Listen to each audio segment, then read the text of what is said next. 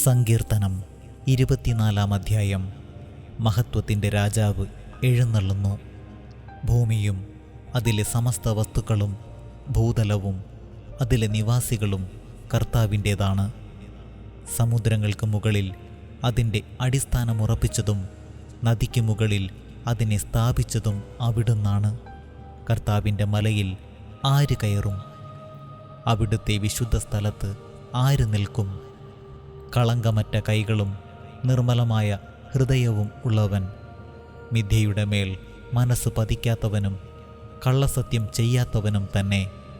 അവൻ്റെ മേൽ കർത്താവ് അനുഗ്രഹം ചൊരിയും. രക്ഷകനായ ദൈവം അവന് നീതി നടത്തിക്കൊടുക്കും. ഇപ്രകാരമുള്ളവരാണ് അവിടുത്തെ അന്വേഷിക്കുന്നവരുടെ തലമുറ.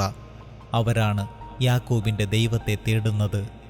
കവാടങ്ങളെ ശിരസ്സുയർത്തുവിൻ, പുരാതന കവാടങ്ങളെ ഉയർന്നു നിൽക്കുവിൻ.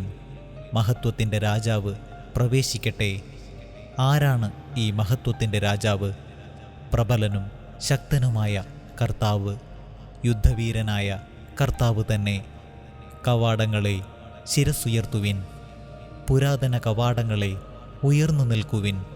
മഹത്വത്തിൻ്റെ രാജാവ് പ്രവേശിക്കട്ടെ. ആരാണ് ഈ മഹത്വത്തിൻ്റെ രാജാവ്? സൈന്യങ്ങളുടെ കർത്താവ് തന്നെ. അവിടുന്നാണ് മഹത്വത്തിൻ്റെ രാജാവ്.